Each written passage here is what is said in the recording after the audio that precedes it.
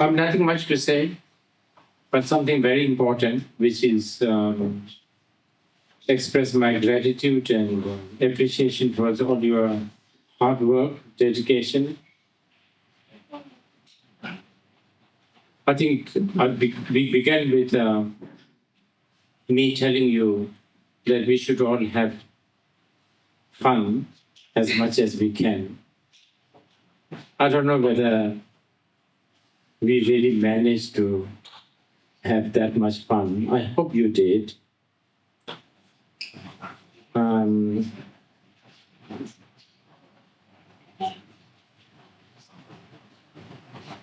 As you know, this is not my profession. Of course you know that. I have another job. Also, to be honest, this is also not really my life aim, so to speak. I have no aim to make lots and lots of films. I don't consider myself as a filmmaker. I see film as a medium, quite a powerful medium. But maybe even that is waning. I'm not talking about me, I'm talking about the world. Now I think there are many different mediums. A lot of young people will use different kinds of medium. So sometimes I feel that films, I mean, even within the film, as many of you know,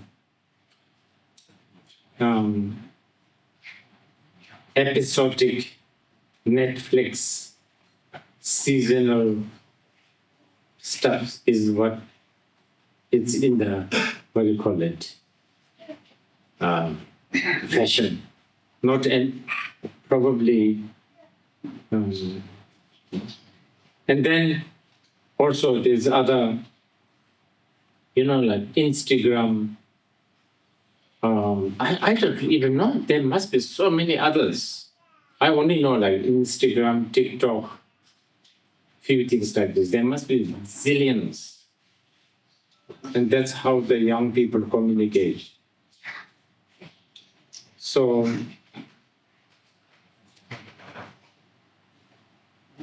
but still, maybe next 10, 20 years, probably the moving picture with the sound and plus storytelling, I guess, has some strength.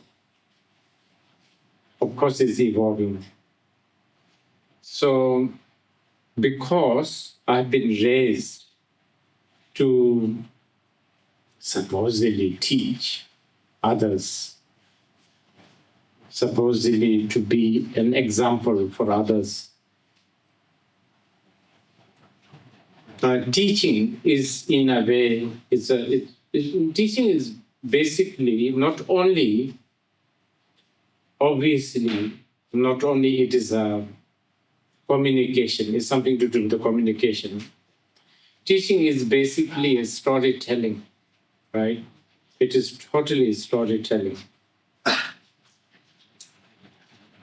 It is actually quite interesting.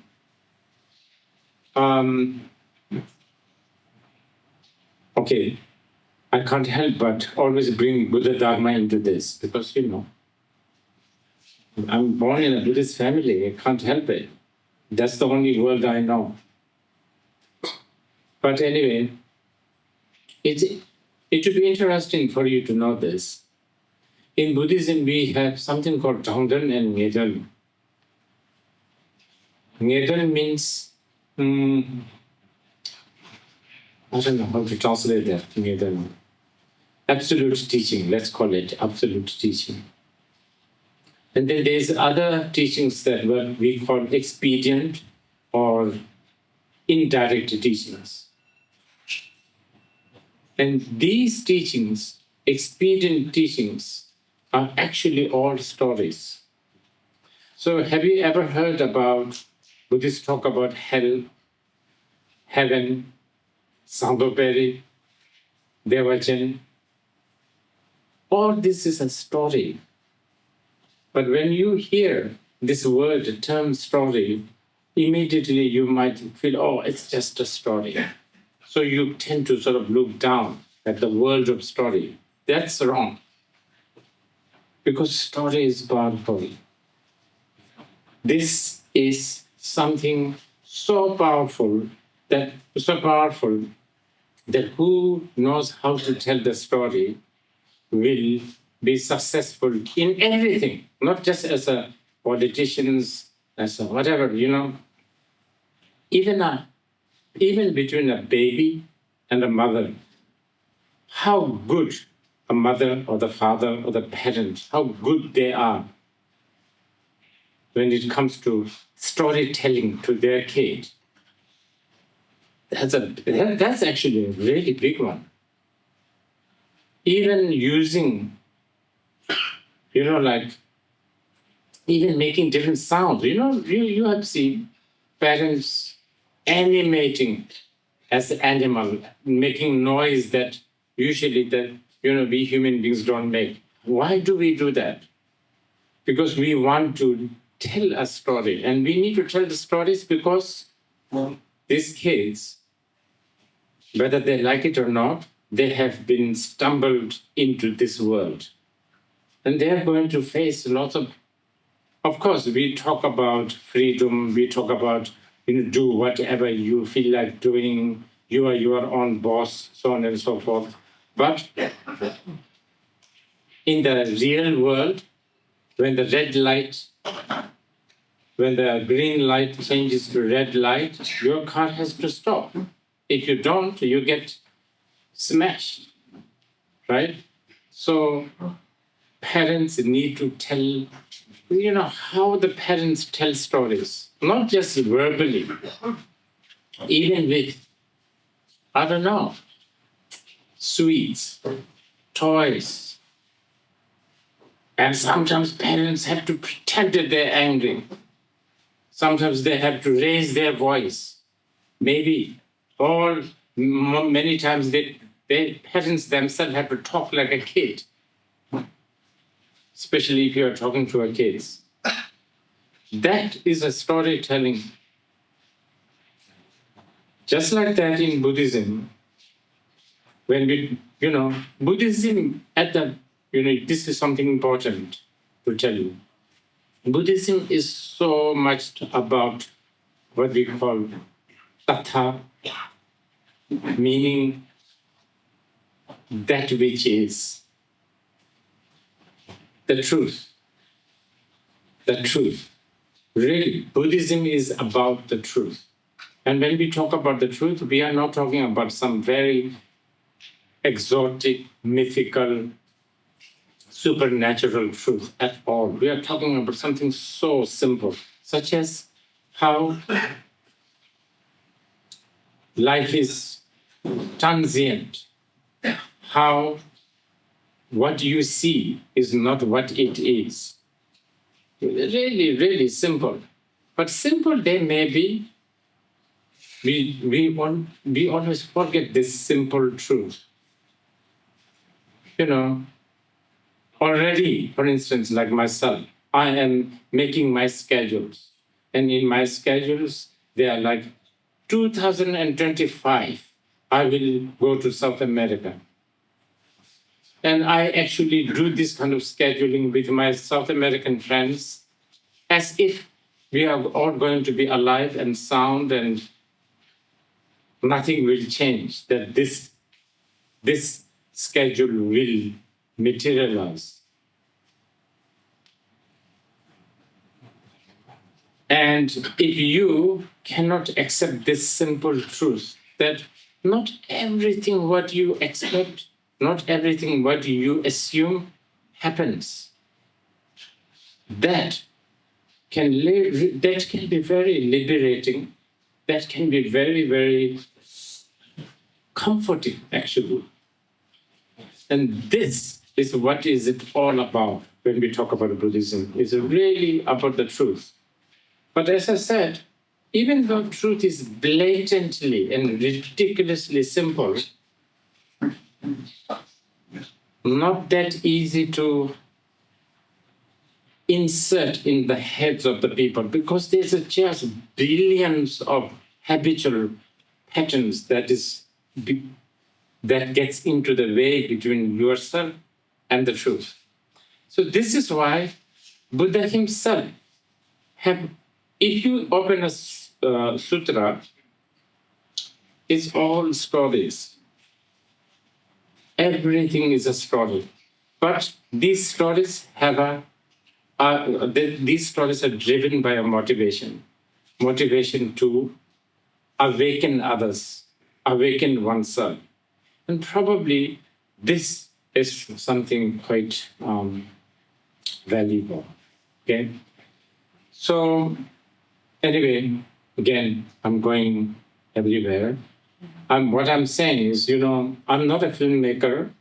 I mean, I do make film, but that doesn't mean that my profession or even passion is not really, that strong.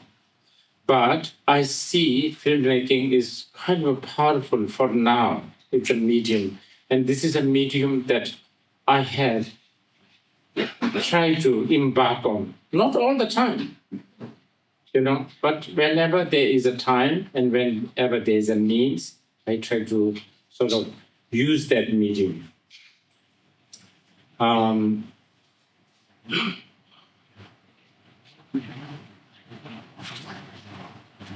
And probably, I hope, I have aspiration that I might do film more. I don't see myself making lots and lots, but I have the aspiration to make few more film, because there are some stories that I want to tell, at least to my friends, if not larger audience. But here, there are some people here. Some of you are very young, and your life is just beginning. And many of you, this is what I said to Dzongsar when we recruit here this time.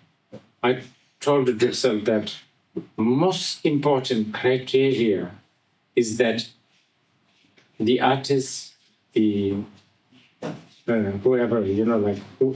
wants to be involved here, they should really love this journey. And you do. This is why you are here.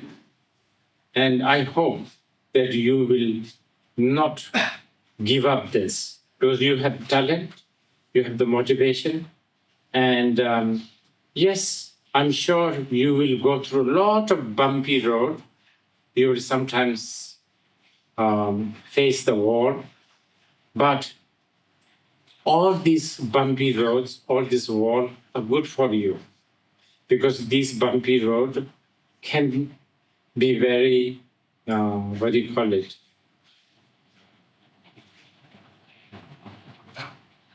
they can, mature you. They can really ruffle you.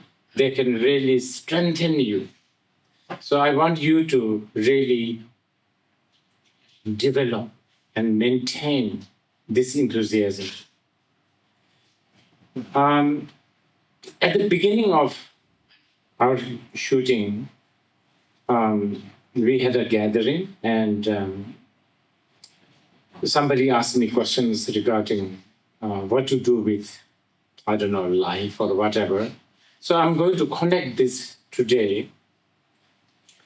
I think generally all of us, especially Bhutanese, and most especially young people, a lot of you should really learn to be resilient. I think being resilient is where we Bhutanese are sometimes a bit weak. We immediately give up. We immediately go through this, syndrome of Khyentse. Khyentse? How do you say it in Dzongsar? Senshi? Khyentse. And this syndrome is something that you should really watch out. And of course, you will ask me, how do we do that? And my answer will be very, very Buddhist based. Okay? I think we get so, our resilience become very thin. We lose our resilience because, okay, now this is very Buddhist. Because we listen to people too much. Too much. Of course, we are made to listen. We are brainwashed to listen.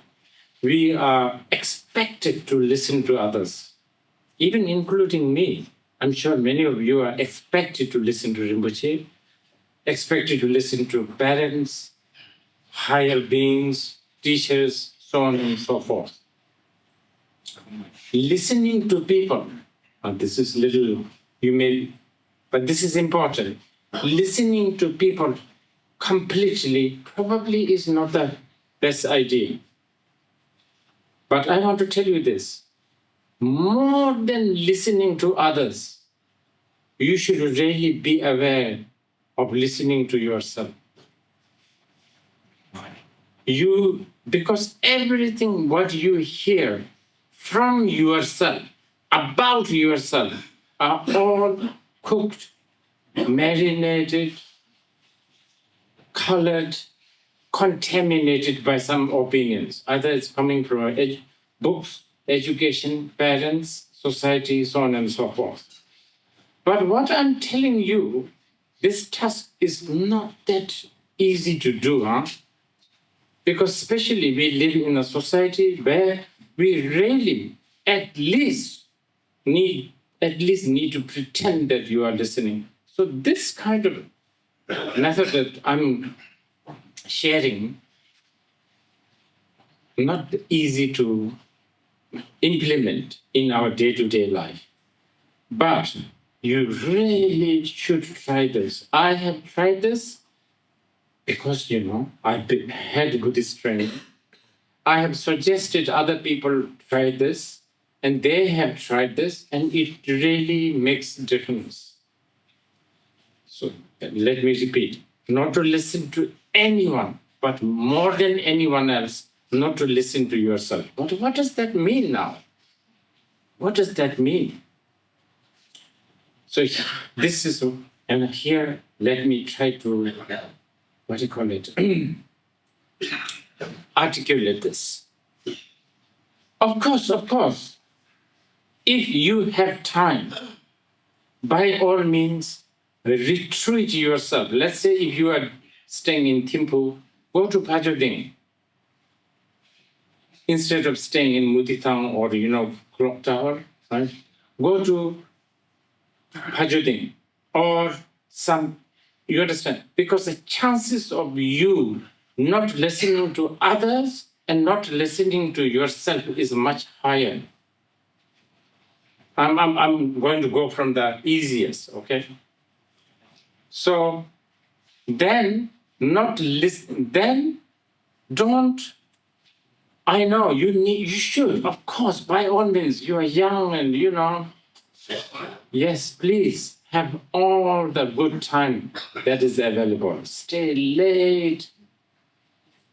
I think maybe drinking too much is not so good for your health, but I know, you guys will do it. I mean, it's, as I was telling some people today, I see people, sometimes, even in the set, one thing I have to do is I'm always trying to be careful not to bump into somebody who's smoking. Because it's more for him. Like he or she was like this. And I feel really bad. I don't want them to think like that. I don't want them to feel like that. So I'm always first pretending I'm watching the sky or something, see who is not, whether they are smoking or not. And then I go. You understand what I mean? Because I don't want them to feel like this, because it feels not good. I want them to do whatever. But by all means, you should really have as much fun as possible. But when you have fun, especially with people, there you have people who have mouth, and you go with 2 ears. Then you begin to listen. So yes, tonight you may be having a good party, dance, music, all that. But somebody's talking and you keep on listening. Even if you don't listen consciously, you end up listening unconsciously. And then, somebody says, oh, you don't have a good nose job, or you are, I don't know, all kinds of references, all kinds of, values. It doesn't matter whether it's about money, looks, fashion, food, job, the size of the television. I don't know, all these things. So this will destroy your resilience. So by all means, as I said, yes, Saturday, please. Friday night, start already, go to the party. Saturday, yes, whole day, whole night, probably. Sunday, maybe night you should not, because you have to go to, jobs or whatever, Monday. And then, Monday, again, go and do, like cool archery, whatever, all of this. But once a week, try to retreat yourself from people, because it does give you a chance to not to listen to others, and therefore you also don't listen to yourself. What I want you to achieve is this state of nakedness. Then when you become good at that, yes, please try this also. Stay away from phone, stay away from social media. I'm not saying all life, please. I know, by all means, some of you are creator of the content, right? But once a week, twice a week, deliberately stay away from all form of communication. Okay? So therefore, you are not listening. Less you listen, less you refer. Less you refer, less you compare. Less you compare, less you compete. Less you compete, you are very, content and you are joyful, right? Now, the highest way to not to listen to others and not to listen to oneself, of course, if you can do shamatha vipassana, which is something that you should really bug the Welsh monk here, if those who have time. But since you are sitting here, let me share you this. I'm talking about something as simple as, so here I am, I'm looking at this pinkish light, this letters, Zarathustra. I'm looking at this, and you should just acknowledge that. Don't go beyond that. Who is Zarathustra? Is it a title of a book written by Nietzsche? There's that kind of, or the moment you tell a story. For instance, I'm looking at, I'm looking at this. I'm looking at this. Oh, that's quite a good contrast photo. See, then I'm telling things. This is a good photo, bad photo, orange light. So this is actually the highest way. When you experience something, let's say even your sadness, let's say today you are sad, or tomorrow you are happy. Please try to learn this technique of just observing, just acknowledging, just being aware, but not making any kind of a commentary around that. Why? How? This is actually the highest way to not to listen to others and versa. It is. It's actually the most important. But I know it's very, very difficult for a lot. Actually, it's not difficult in the sense of you needing to do lots of mantras or doing prostrations or climbing mountains or sacrificing. Nothing. It doesn't involve with any of that. But the difficulty here is it's too non-special. Because we are all sucker of special. Everything has to be special. Everything has to be interesting. Everything has to have a history. Everything has to have a purpose. I was talking to Miham, about regarding the purpose. Everything has to have a purpose. Everything has to have a, end, beginning, blah, blah, blah. That's how we think. But actually, we don't need. Ideas such as purpose is a big, big burden. Somebody will write this purpose, and then you will try to read it, and then you will try to achieve that. You understand? So, actually, this is the best one, but it's also difficult because, okay, I'm looking at the blue light, and Rinpoche told me, just observe that thought. Then what? You will always ask this question. Then what? More? What do I do then? What do I get? What's the point? It's so boring to observe.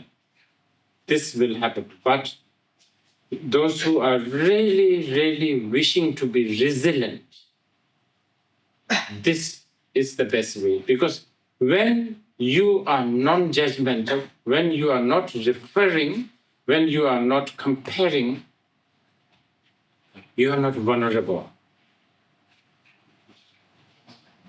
Vulnerability starts when you are beginning to compare. So this is something that I wanted to share, since somehow today I've been asked to teach. So I don't want to consider this as a teaching. I'm sharing this to you as a gift from me for all your, again, hard work and dedication. A lot of you, I have choosing that you will be doing this. A producer, cameraman, art department, makeup artist, wardrobe, actually all of you, of course the cast. I have gone through the thinking and, I have to be honest, there were a lot of, people, but those guys, they haven't done anything. They're like unexperienced. They have done, and that's exactly what I wanted. I wanted fresh. I wanted someone, those who have no previous heavy experience, because I wanted to be fresh and, naive, innocent, all of that. And I'm really, really happy that we managed to do this. We did it our way. And I will tell you this.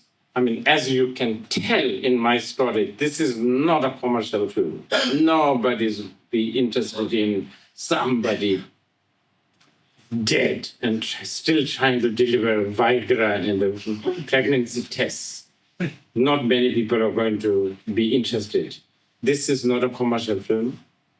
I have no commercial, aim. Really, primarily, the profit, if you like, aim, if you like, is being able to do it together with you guys. This is already an achievement for me.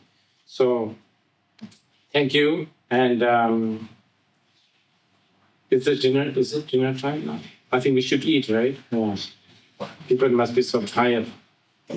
And yeah, well,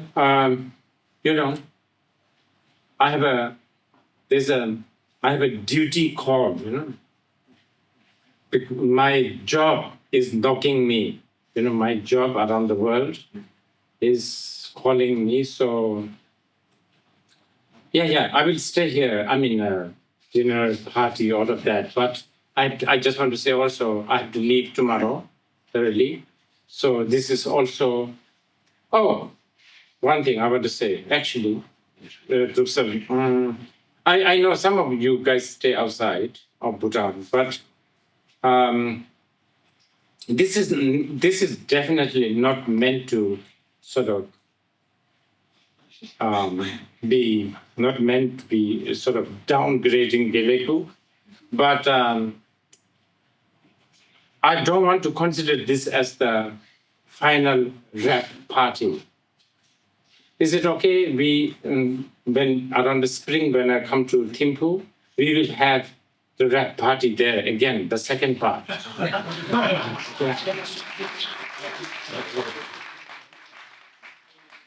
Yeah, we will. So this is the first part, and the second part we will do it there. Okay, that's it. Thank you.